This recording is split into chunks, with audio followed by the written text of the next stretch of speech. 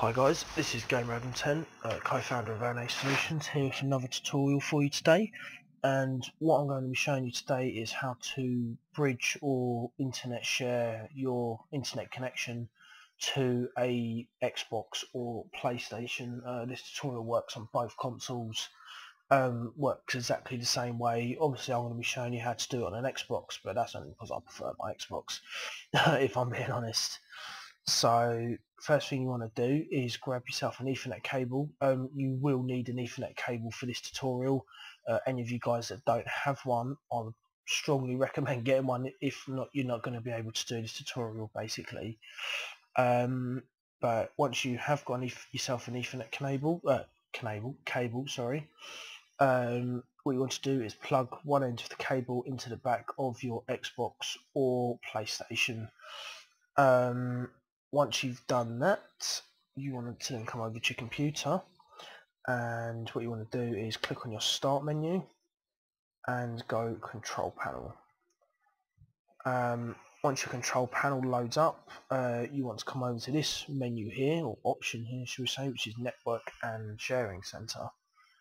You want to click on that, and then give it a moment. For some reason it seems to have a bit of trouble with my hub today. Not too sure if it's the weather. It is snowing out there in March, believe it or not. Not very nice. But basically what you want to do once this loads up, I mean this is for Windows 7, but it's basically the same for Windows XP and Vista. Might be slightly laid out differently, but the way you do it is still the same. You then come over to change adapter settings, and it will load up this menu here. What this menu is basically all your network connections that's going in or out of your computer really. Over here, as you can see, you've got my home hub, which is obviously BT, which I'm running through. And then if you come over here, you've got your local area connection. Now this is already on my screen because obviously I've done a test run of this before I recorded the tutorial.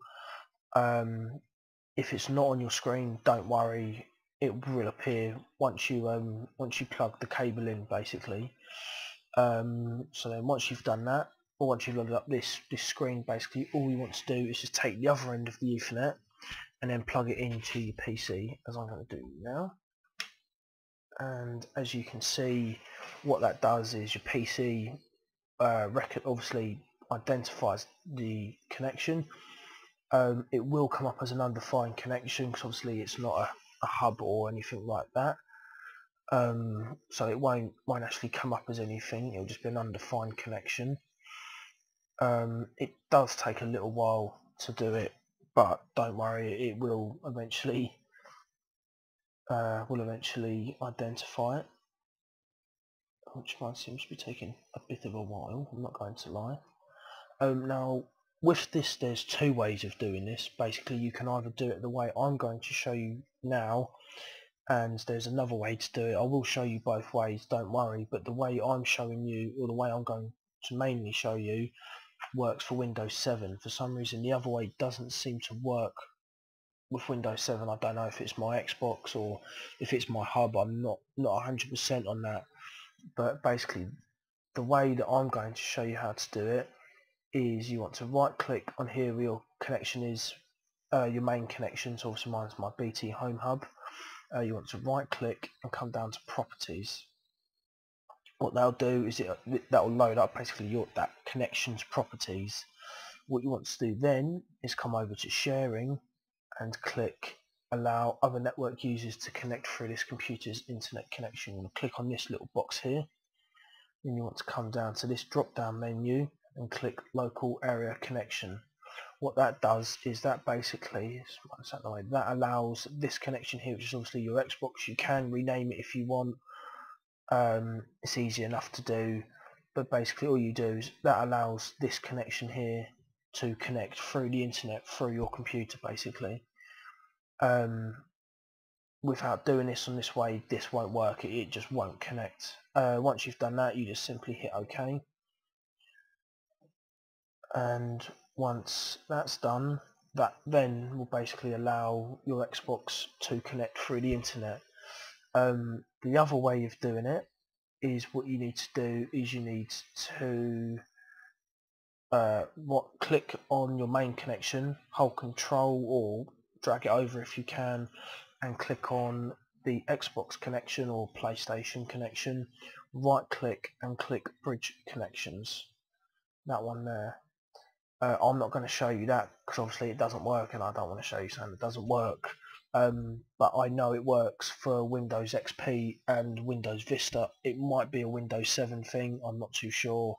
If it isn't and you guys can do it through bridging it, I mean, try and do it through bridging it because it is better. If it works, obviously please feel free to put a comment in the comment box. But I'm obviously showing you the way that I know it works, which would be better for you guys. Now what I'm going to do is just dive over to the Xbox and obviously show you it running through this. I do apologise, I'm going to be recording it with my phone. I haven't actually got myself a capture card yet, so I can't obviously get the best quality from the on-screen, but I'll do my best to try and keep the phone nice and stable for you guys, and I will. Hi guys, we're now over on the Xbox. Basically what I'm going to do is just show you from here that my Xbox is running through the Ethernet. I forgot to mention on the computer, your Xbox does need to be turned on when you're bridging or doing the network sharing. If it's not, then obviously it won't recognise it as anything, so it has to be turned on. Should have mentioned that earlier. But as you can see here, my Xbox is currently plugged in and it's recognised that there's a wire or a cable connection.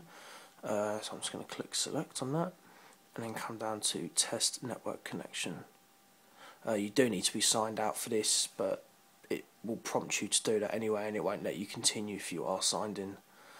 So just let that connect. As you can see there, it's now connected to the network, which is obviously a good thing, which means it's obtained your IP address and all that lot. It's now connecting to the internet.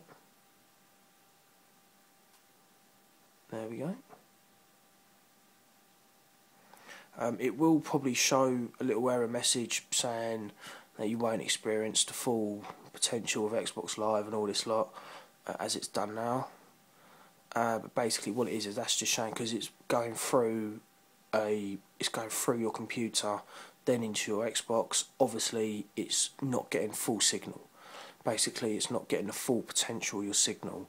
So that's why I do recommend this is obviously a solution if you don't have, I don't know, if you want to run if you have an older Xbox maybe and you don't have the wireless receiver, that you want to run it through a computer. Obviously this does work, but I do strongly recommend always try and run your consoles through a direct broadband connection. It's a lot better, guys, and also it doesn't affect your NAT type, which obviously this is what this will do. Basically this will affect your NAT type. So if you're playing online, say Call of Duty, it will show it as a moderate or a strict NAT type. But as you can see though, I am fully connected to Xbox Live, signed in. Oh, not actually signed in, the console's connected to Xbox Live, sorry, I'm not. So if I sign in under my account, that is my username, so if any of you guys want to add me, feel free. Play Call of Duty, Formula 1, that kind of stuff.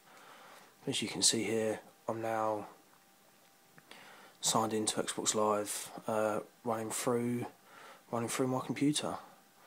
So thanks for watching, guys. Please comment, rate and subscribe to this video. Also please subscribe to the channel, and I hope to have another video tutorial up for you soon. Like I said, this is GameRadman10, co-founder of A&A Solutions, and take care. Bye bye.